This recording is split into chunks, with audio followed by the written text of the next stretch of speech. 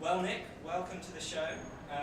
Obviously, you know the rules. We need to be brief. We've only got 5 minutes, and we will stop as soon as we get to the 5 minutes. Is that all okay with you? Absolutely, let's do it. Great. Well, then, if you'd like to give me a countdown from 3, I'll start the timer. 3, 2, 1, go. What made you run for re-election? Really good question. I just wrote about 500 words describing why I wanted to rerun. Put it in simplest terms, I've absolutely loved my job. The first 6 months, so I'm halfway through the year now, have been absolutely brilliant. I mean, a lot of it's down to the team of people I work with, but mostly the kind of opportunities I've had, the responsibility, just the general atmosphere around the job I have day to day is absolutely brilliant. And it comes, of course, bad things come with the territory, but actually, overall, I would change it for the world. It's been an amazing experience. And, what makes you stand out as a candidate? Well, obviously, in terms of re-election, it's the fact that I have the experience. I have the, I've had half a year in the position already, and I will have a year by the time I take second term office. And I mean, what makes me different is when I ran last year, I've been at Warwick for several years. It's not a secret. I don't try and keep it one. But the fact is, all I care about is doing right by Warwick students. I don't have any hidden agenda. I'm not doing it for my CV. It's not like a career aspiration of mine. I'm just doing it because I really do care, and that's what I've always done. And what 3 areas briefly do you think need the most work next year? And then, if I had a magic wand and could complete one of them for you, which one of those would you choose? So 3 areas. I mean, first of all, I think it depends how big you want to go. Warwick Sport for me is a really interesting one because they've obviously spent a couple of £1 million doing up the gym. Not necessarily with the most positive reception. It was closed for a long time. People weren't terribly happy about it. But going forward, they're going to be doing a big funding bid for a new sports centre. So in terms of something tangible that you can really think, wow, it's going to be an amazing addition to campus, that's going to be a big fascinating impact. Similarly, the Arts Centre, we don't know what's happening with the Arts Centre in terms of the future development. There's talk about maybe having a bigger cinema here, so we'll wait and see with that one. But I mean, these are just big tangible things. In terms of the things that I actually think are the most important, something I'm working a lot around already, and something I really do want to work on a lot more, especially if I'm re-elected, is hidden course cost.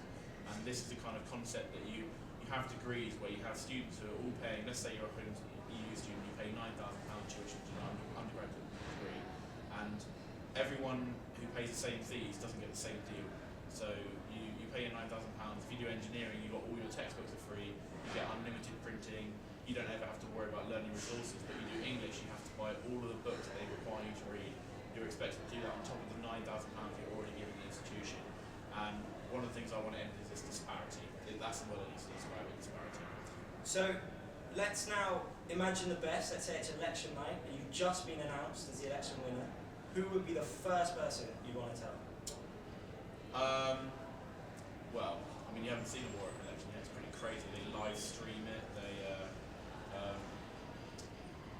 They obviously play it out on the internet. But having said that, if someone hasn't seen it, it would probably be my mum. He'd be worrying about me already. I've got a feeling that'll be a common answer.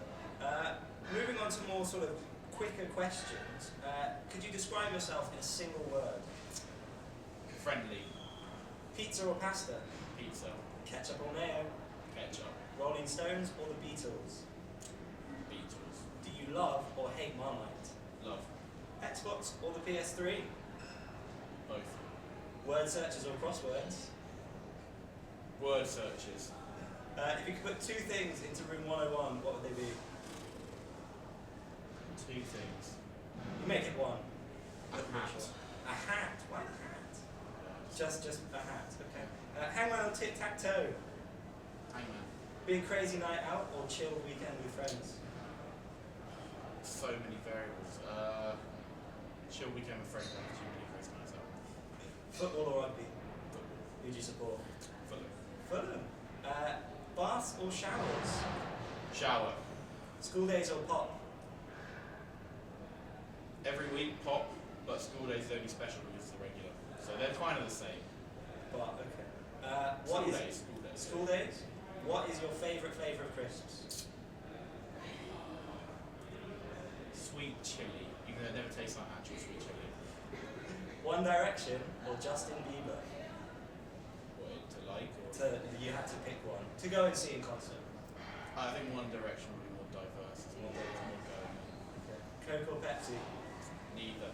Neither. I haven't had Coke for 10 years actually. Really? Or not? Yeah, it's an interesting fact. There you go, learn something. Or Pepsi. It's not like I'm, completely biased against Pepsi. What was your exact room number as a fresher? It depends which time. The first time. Well, we're out of time, but I'm going to cheat.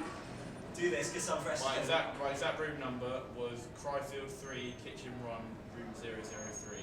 And the 2005 to 2006. And the second time?